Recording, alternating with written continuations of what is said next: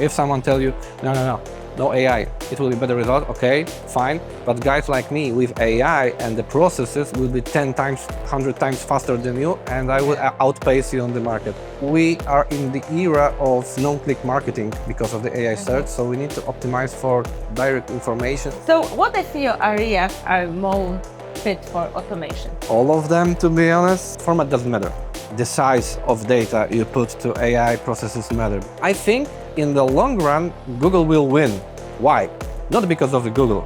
In the backend of the whole existing AI search these days is some sort of search engine or search index. Next training data will be generated by AI, and AI can't, there won't be something new. I truly believe that the next training processes and next large language models will be not about the knowledge, because it will be more for reasoning, for logic and processing data. Average IQ in the world is like 100 IQ average. IQ of reasoning model is 144. Breaking news. Odys is selling 86% of their inventory to over 40,000 verified buyers, and most of it are instant sales. Are you sitting on a premium age domain?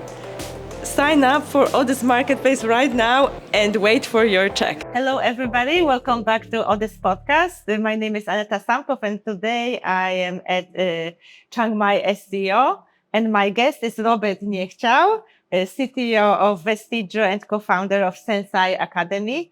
And we're going to talk about AI search. Thank you so much for coming. Thanks Robert. for having me. And imagine that I had a presentation like half an hour ago, and my adrenaline already dropped, but you introduced me or invited me to the sinusoid of adrenaline because it started to race once again. And I'm joking. I'm very excited for that because we planned that conversation for a long time, and finally it's happening. Yeah, so many months, but yes. thanks for invitation, and I'm happy to be here. Yeah, I'm so excited for this. So can you tell us, is AI search different from traditional SEO? In your opinion, does geo is a valid term?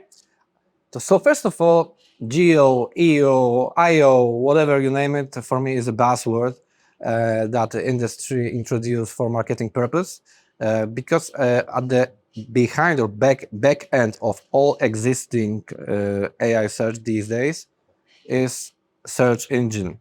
It could be Bing, it could be Google, it could be Yandex, whatever it is. It's search engine.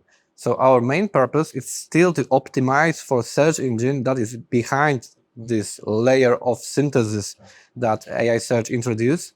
So for me, geo sounds fancy, but to be honest, for me, it's a buzzword because fundamentals are same. And if it change in general the AI search comparing to normal SEO, in AI search there is less clicks.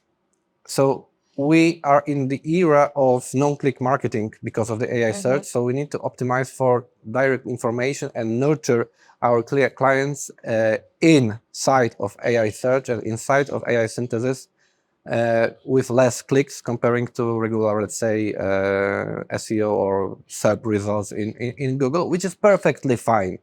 In general, is just the next step, and we need to just adapt. And please remember that in the backend of the whole existing AI search these days is some sort of search engine or search index, and you need to be in search index, because in the front end is just the language model. It could be Gemini, it could be GPT, it could be whatever you like it be, Claude Sonnet, whatever. But this search results from the backend just feed the large language model, and we are able to control search indexes in backend, but we are unable to control large language models because they are just built in training process, and that's it. It's a black box. So once again, search engine optimization. I don't like buzzwords. I understand. Cool. Yes, because there's like a big divide in the community. It sounds sexy, we are not doing SEO anymore. We are geo first optimization, and CMOs or marketing department. Oh, it's fancy, and feel FOMO that not being missed with a geo revolution, whatever it is. But actually, at the end of the day, they are just optimizing for guest posts and listicles and doing better content, which stands for SEO in general. Once again. Exactly. Yes. So, what are the biggest misconceptions SEOs have about AI search? Mhm. So first of all, misconception could be that we can't affect it because it's closed environment like GPT and it's closed chat GPT is different in environment. We can affect and influence it doing regular SEO, influencing search engines, as I mentioned, at the back end of all AI search. Maybe next misconception is that we will generate content using AI that will be present in AI once again. We are here. We have some stupid, let's say, like what was the name of the movie? Inception. That we are copy pasting the copy paste, and we want AI to use its own product once again. Yes. Like vicious circle. Yes. So it could be a next misconception that we will just single prompt ChatGPT and we will be covered in AI search, whatever it is, Perplexity, ChatGPT, whatever it is. So it's the next one, and yeah, it's the main one. Yes, some people actually think that the content will degenerate over time because of the overuse of AI. So, content being produced by AI being trained on that content produced by Yes, AI and will there is degenerate. a huge research made by Oxford University and some guys that proved something called the theory of the internet. The theory of that internet was introduced in 2017, and it said that it will be point in history that internet will be made for bots and all content existing in the world will be AI generated, and it's already done. We are in the zone of, let's say, death internet. There's much more bot traffic these days than human traffic, and there's more AI generated content than human one. Yeah. I predict next year, maybe in 2 years, maybe it will be even 90% or 99% of AI generated content or AI augmented content, which led us to this problem that next training data will be generated by AI, and AI can't, there won't be something new, I guess. And if it will be only existing data for next trainings, is a problem. So I truly encourage everyone for some sort of information gain, adding something extra. And for sure, AI search will promote it and value it better than just same shit. Sorry for the word, but let's name things as it is. So is the thing. Of course, the AI developers will go for synthetic data for sure because of it. And I truly believe that the next training processes and next large language models will be not about the knowledge, because now we know where we are. It will be more for reasoning, for logic and processing data instead of building the biggest brain who know everything. Because, as you know, it's a problem. Yes, but also the companies like OpenAI, they introduce a lot of restrictions on the models. In the most recent history, we could just generate anything, right? But most recently, they're working on restrictions on information related to law, to health. There is a lot of risks, and I love the fact that they are trying to be responsible for human. For example, imagine that your kid will ask a question how to build a bomb, or how to do something stupid for the teacher or whatever. And the biggest risk, if AI is reasoning and building new stuff somehow, could be, for example, how to build the next pandemic using some viruses or some stuff. So there is a lot of risks, and I'm super happy that this big organization take care about it. And also the huge risk, which is below the radar, and I know that the OpenAI and all others are also care about it is human psychology. Yeah. Because there's a lot of people who will treat in some day AI as a mentor, partner, and they can discuss mental problems like depression. And there's one guy in the United States who commit suicide because ChatGPT and his family put a court, put the case in court. in a court Mhm. against OpenAI because his son committed suicide Yes. because of the ChatGPT answers. And the AI operators also do care about the situation. And I hope in the next month, weeks, whatever it is, the whole environment will be much more safe for our kids and for everyone in general. Yeah. Yes. But there also exist dark AI models, the ones without guardrails, right? You're right. There is a lot of products in China, a lot of other projects with this special layer of security, and make sure to use it responsible. Yeah. Yeah, but I truly believe that in China, whatever it is in Russia, they also will implement this special layer of security because, as already discussed, there's a lot of risks. So, are you an AI enthusiast? Because I think this because I have talked to quite a few other like AI professionals, like Paweł Klimakow or Peter Marcinkowicz, head of Stake, who told me that initially they were very hopeful of automating things with AI, but with testing, they notice that they get better results doing it manually. What's your take on that? The thing is what better results means. Because for me, better results means, for example, better quality, better whatever it is. But the problem with better results is that we measure it with our own logic. And for machines, better results probably will mean something different than for us. So I'm the huge fan of keeping people in the loop where they are needed, for example, to validate the output, to make sure everything is fine, for example, because of the responsibility we already discussed. And I'm not that one that will say, okay, with people, only we will do something better. Because, average IQ in the world is like 100 IQ average. IQ of reasoning model is 144. So we just need to adjust prompting processes, validation in the loop, in the pipeline, step by step.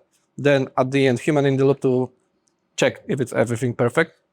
And it is go to go. If someone tell you, no AI, it will be better result. Okay, fine. But guys like me with AI and the processes will be 10 times, 100 times faster than you. And I will outpace you on the market. Simply. Okay.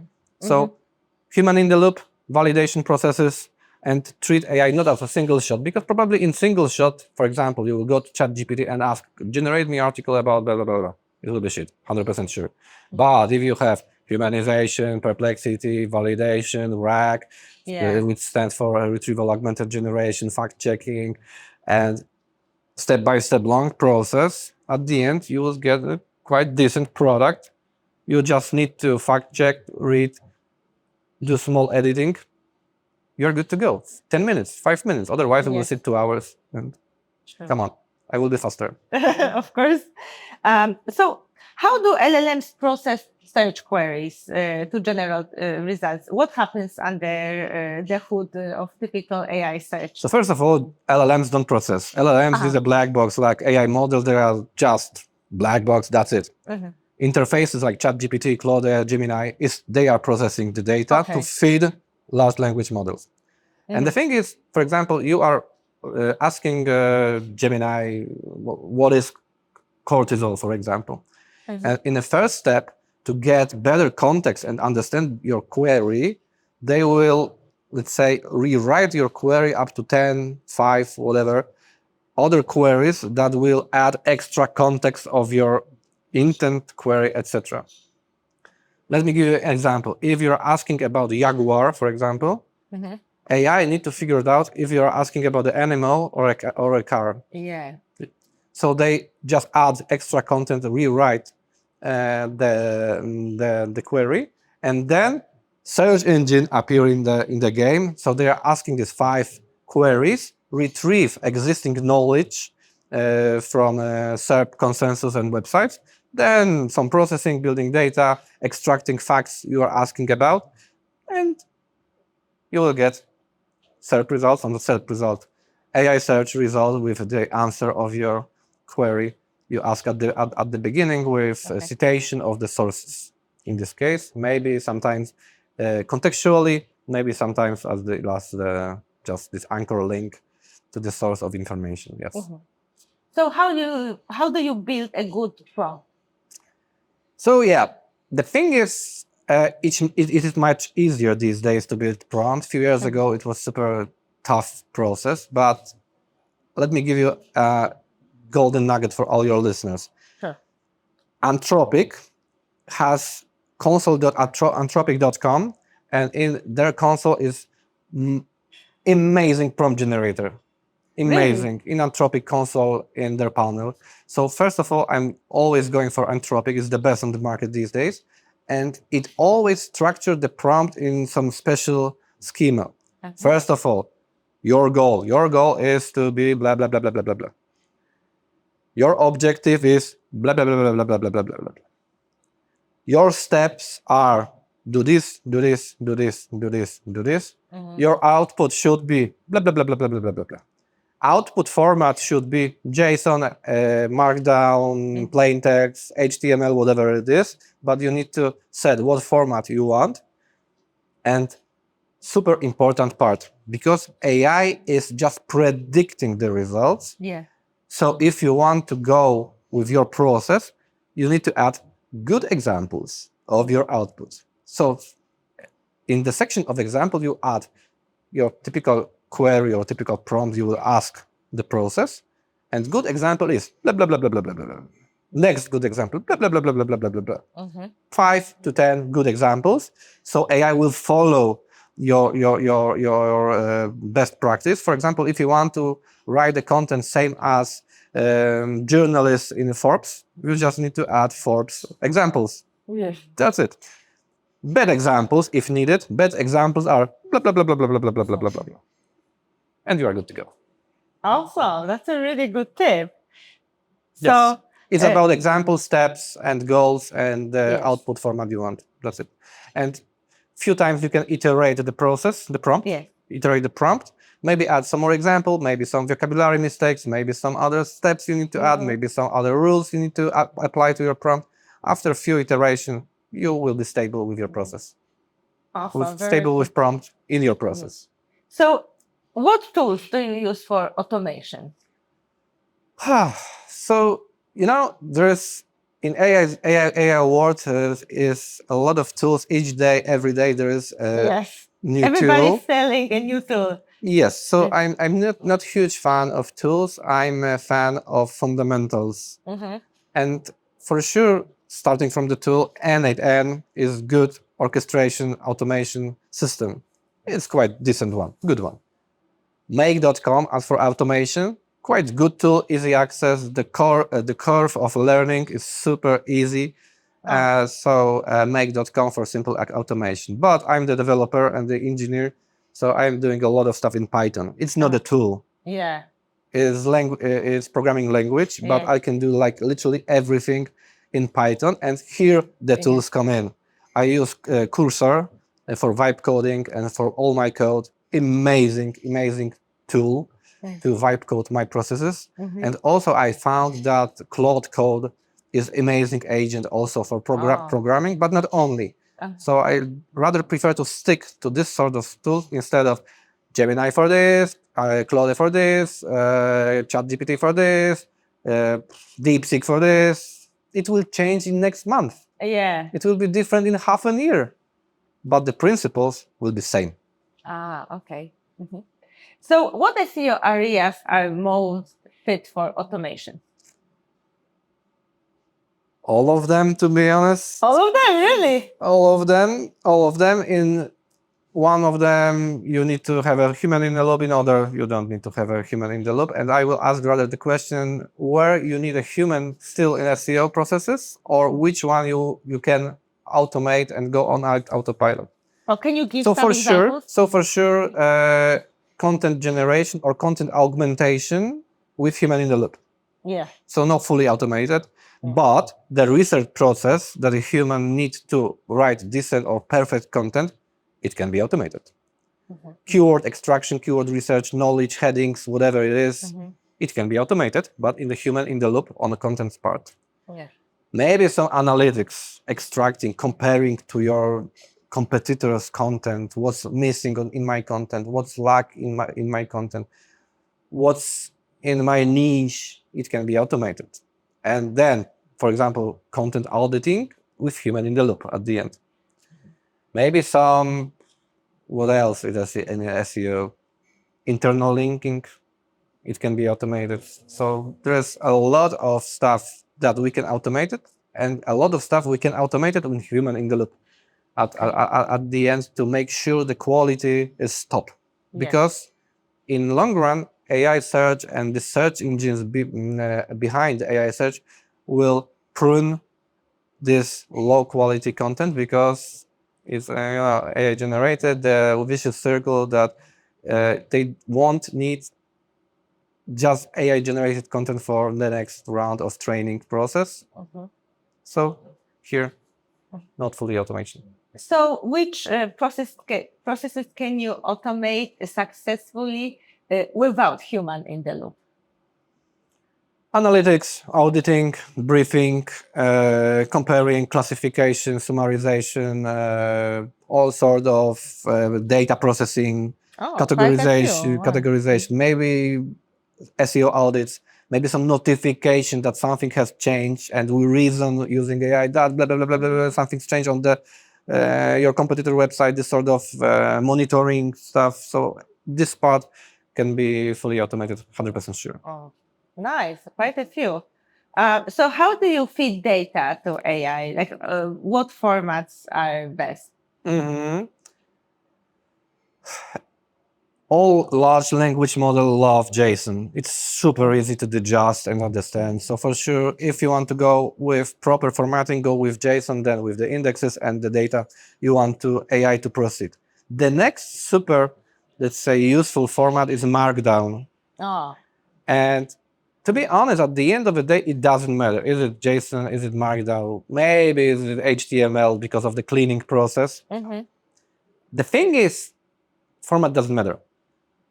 The size of data you put to AI processes matter, because if you put this sort long form and the answer is at the end, is a problem, or answer is at the beginning, so AI will skip the rest of the context you put. So the thing is, you need to just split process and context to smaller chunks to maximize the probability of good answers, and is the key, not the format. The size of data you put to processes. Really? That's it. Simple rule, the best rule in IT, divide and conquer. So split one big problem to sum of to small problems, and sum of small problem equal big problem. So please remember, put small chunks of data to AI if possible, and you will get much better results, much better. Wow. How do you know when it's too big? Just for logic, and there's a limitation of context window. Now, context window is so huge in a large language model, but there is a few researches that after some tokens, AI can skip the informations. So it's just for logic. I just test the process and see, okay, here is my chunk of data, factual information. The process is stable in 1, 2, 3, 4, 5 tests. So it's the size I need. If I need longer, of course, but then I, for example, should apply the reasoning, or more reasoning, more budget for reasoning. If the data is longer, you are still good to go, but you need to test and adjust reasoning or the size or this prompt, or split the process to get the stable process. It's just about the stability. Okay, I see. So how about scraping data for LLMs? Yes. So scraping is just collecting data from other websites, from other verticals, and you can use whatever tool you like. There is one simple, free Gina reader, Gina.ai reader, very simple one, and it converts content to Markdown, which is easy to digest by by language models, and you can use whatever you like, to be honest. The thing is, I'm a little bit data scientist, but not too big one, to be honest, but I'm in the, let's say, in this field. The biggest thing is not scraping data, but cleaning the data. Okay. So you can use whatever you like for scraping, but you need to clean it once again to maximize the probability of good answer.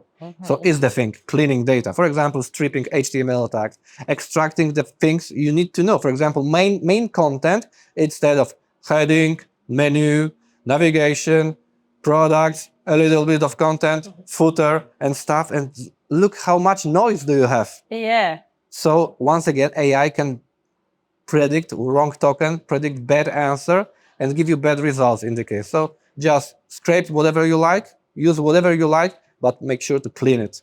That's it.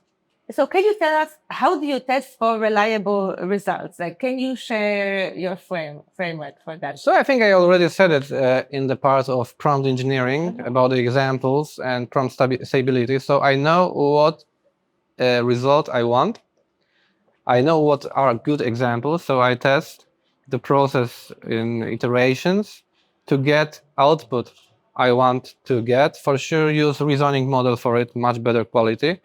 For example, for content, I'm checking if I have all entities, keyword, and information already in the content. If not, what's missing, then regenerate or, let's say, send feedback to people to add blah, blah, blah, or this sort of information, because we tested that there is a lack of this particular information, this information, which is super important for the niche or for the topic, and that's it. So it's always iterative process, always with reasoning, and it's just the comparing what we have, what we want to have, and we just need to set the rules or path to get results we want. And step after step, once again, twice again, 20 times again, and then we are good to go. Okay, so don't go with single shot, like single shot, one prompt, copy paste. Trust me, all your competitors probably found this clever idea to do this way. Just, okay, content is free, so we'll just ask ChatGPT, copy paste our website. Yeah. Where's the result? There's no result. Yeah. Is the thing. So what happens when you see the mistakes? When do you keep testing, or when you decide to abandon the project or switch to another tool? There's no such a point. Maybe I will change the stack. For example, I had a problem with make.com because of the timeouts that they apply to the system. When I truly agree with it, but they have the timeout of 300 seconds to proceed. For example, AI request or the process. And for my use case, it was not too much. I need like 5-10 minutes. So it was just the technological barrier that make.com introduced in their own process. And they are, I'm okay with it. It's their ecosystem. And it was the moment when I switched to Python directly, because I had to get just more resources. And I can't see other option. Maybe option for guys who use this sort of tool, this sort of tool, this sort of tool, this sort of tool. The tool owners or tool developers or tool guys behind the tools, they put them to some sort of limitation and environment they invented. Okay. So maybe it's a moment when the tool or their ecosystem just is too small for your needs, as make.com for me in the case. So maybe for your listener is the moment that, okay, I'm closed in this sort of idea, this sort of environment, which is not fit my business, because they have their own system prompts. You can't edit. They have own rules. They have own pipelines, own data, which can be wrong in some cases. In some cases, it can be okay for you. And maybe in the way of testing, you will figure it out, okay, I need my own solution to stand up of the crowd and be a little bit better comparing to my competitors, because they use all same tools. And you know the story. If the bear is chasing you, you don't need to be faster than a bear. You need to be faster than your colleague. Yes. It's the thing. Yes. So the tools are sometimes limiting you, and you are same as your colleague. You need to be faster. I see. Yeah, that's a good comparison. So how do you actually get into AI search results? Okay, so first of all, you need to think what AI search needs. So for sure, they don't need your website. They just need the proper answers, up-to-date answers that your users are looking for in their situation, user intent, geolocalization, whatever it is. So first of all, you need to do your math, do your analytics, and figure out what your user exactly needs. What are the information that they are looking for? And the whole AI search game is delivering as much factual, up-to-date information that people are looking for. And also from Google perspective, information that Google needs and trusts they are right. And if they are up-to-date, they are right, correct, with no risk. For example, it was a huge situation that someone asked Google how to commit a suicide. And Google said, okay, so based on Reddit user review, it's good to jump from Golden Gate Bridge. Okay, here's the problem. So Google needs to trust you that your information won't harm anyone, won't cause any problems. So whole trust signals and stuff are up-to-date, fresh, factual. So we will take them to our AI synthesis and send a little bit of traffic to this website, or mention this website, mention this brand because it's correct and good for our AI synthesis. Once again, the whole large language models are language processing unit. It's just the logic. They need factual information, and the place for optimization is putting as much this factual information as possible, and a little bit better or faster than your colleague. Yes, again. So you actually share a lot of your research and findings in SensAI Academy that Yes. you started with Damian Sałkowski. Can you tell us more about SensAI and your project? So we are working in AI, with AI, close to AI for so many years in our companies. And we decided it's a great moment for us to show our tools, stuff, ideas, concept to broader audience. And we already educated more than 1,000 students in Poland, and helping them to use AI better, use AI in the process, not as a tool, as a partner to build with or on top of it, not just being regular user like everyone in your competitors, how to build automation, how to build proper content, how to optimize content, what's most important for semantic SEO, what's most important in content generation, content auditing, graphic generation, and so on, so on, so on. There's a lot of topics we cover, and I'm super happy to do it. It makes me happy, and I'm happy that even, my great success will be if even one person from our students will do better tomorrow. And it's my best success. And I'm sure there's hundreds who is doing better because of us. For sure. Nice. For sure. For sure. And I can't wait for more. And I hope next year we'll go global with it to deliver even to broader audience our stuff. Awesome. So actually, right here, can you recommend any quick wins for businesses with automation and AI? Yeah, so all automation are about the stability, as I already mentioned with prompt.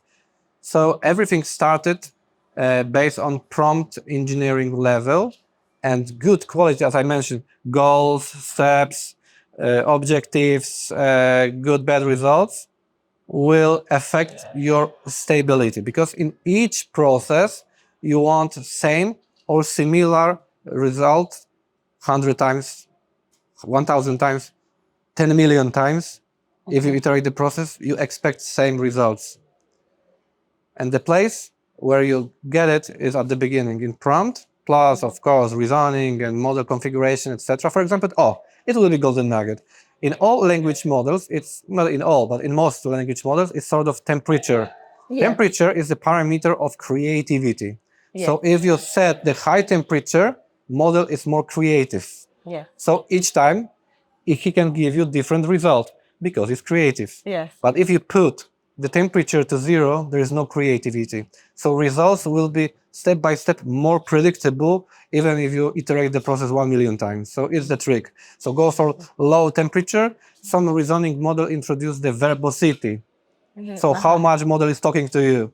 So set verbosity to low, because you don't need to talk about your stuff and your process. You need to get same stable result 1 million times each time. And it's stuff. The next, let's say, layer professionals should apply is sort of validation. So let's say you are stable, you have stable result each time, every time, but it's good to validate. Is it not caught in the middle? If it's in the format we want to get, if you have all answer you need in your process. So for sure, go for validation, and it's the reason why I switched to Python, because it's super easy to implement the validation here. And yeah, that's it. Test. If and one more tip. We are in November. For sure, next month will be a brand new model. So make sure if there is something new on the market, not blindly just update to a new model. Retest your process. Is it still stable? Because sometimes something can be changed, and your process won't be stable anymore. So, go for updates, go for a state-of-the-art models, but not blindly. Retest the process. If it's fine, you are good to go. So, can you tell us about any areas you discovered that are not prone to automation, that you would not recommend automating? Yeah, I don't recommend blindly generate email response to your clients, for sure. Generic audits, generic recommendation. Of course, we can generate recommendation for our clients using reasoning models, but I think we can't automate the places where the human touch is well respected. That is a human instead of. Imagine you are calling for some support center. Hey, I'm your AI assistant who will help you. What can I do for you? Connect me with some people. Okay, but what's your question? Connect me to some person. And I can't. You know the story. Yes, you know the rest. I know the story. It's not the place for automation. It's place still for human, and it will make a difference in the long run. Yes. So, what are the most common pitfalls when integrating AI search into pipelines?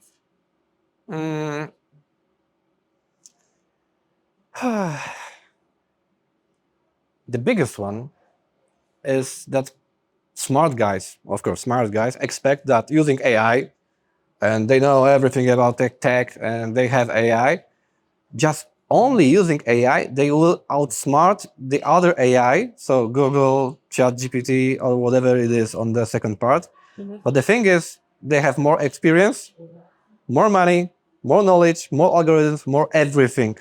So it's the biggest pitfall for me to expect that we can do this way. And here's the zone for improvements, for human touch, for better data processing and whatever it is. And other pitfall, and I think is in most cases for SEO, that they treat one algorithm, let's say, or one AI model to play the other model or deliver results to other model. But the other model don't care about your results. They already know everything. The proper case scenario is to use AI to give better answers, better websites for people. And is the thing, we are not playing against AI. We are playing for people. And if you think about it, think what they need. Better clarity, better listicles, easy to digest content, because nobody is reading anymore. So you need to step ahead and go for quick takeaway. The most important part is blah, blah, blah, blah, blah. That's it. And people will respect it, send positive signals to Google, and you are good to go. Okay. So, in your opinion, will AI search impact search monopolies? Like, will it disrupt Google? A tough one. But the thing is, Google have a huge exposition. Yeah. Chrome, Android. Yeah. Of course, ChatGPT is super sexy, but they don't have masses like this. And I think in the long run, Google will win. Why? Not because of the Google. OpenAI is about ChatGPT, about the canvas inside, tools inside, and stuff inside ChatGPT. Google has a lot of disciplines. They have G Suite or Workspace. They have Android. They have Gmail. They even try to send a satellite data center in sky to take the power from sun 24 hours, 7 days. They are too big to fail, to be honest. But of course, all other Perplexity, ChatGPT, Gemini not it's Google, Claude will have a lot of users. But I see the trend. For example, ChatGPT is for masses, for sure. They are for masses, and maybe there will be a moment that Apple will buy them or whatever. There will be something. Okay. But for example, Anthropic is sticking to specialities. And imagine that Anthropic is the biggest API infrastructure in the world, not OpenAI. Oh, really? Anthropic is bigger. Wow. Because they specialize in IT, developers, they are in Cursor and all, let's say, professional usage. And I think Google will win from the perspective of AI, for sure. For sure, they will win for the perspective of search. But for example, ChatGPT or OpenAI in general or Anthropic will specialize themselves in other fields, and they will win there, as Anthropic today, for example, for coding. Okay. Very interesting. So, can you share some of the, on a final note, can you share some of the most exciting projects you're working on? So for sure, SensAI. I'm super excited about it. I see the progress of Polish people and their project, and I do a lot of vibe coding. I play a lot with Cloud Code, not even for coding, even for marketing planning, marketing campaign, analyzing data. So I'm super excited to play with Cloud Code. Yes, I spend there a lot of time, and I'm super happy that because of it, I make my company better, more agile. We have much better results with even small improvements and places we put AI thanks to the tools. And for sure, I will stick to it in following years, 100% sure. And using SensAI, I will show to the public what's important and what's not. Thank you so much, Robert. This It was a pleasure. Great. And if you're interested in more content like that, subscribe to Odys channel and follow Robert on LinkedIn. Thank you very much. Thank you. Bye.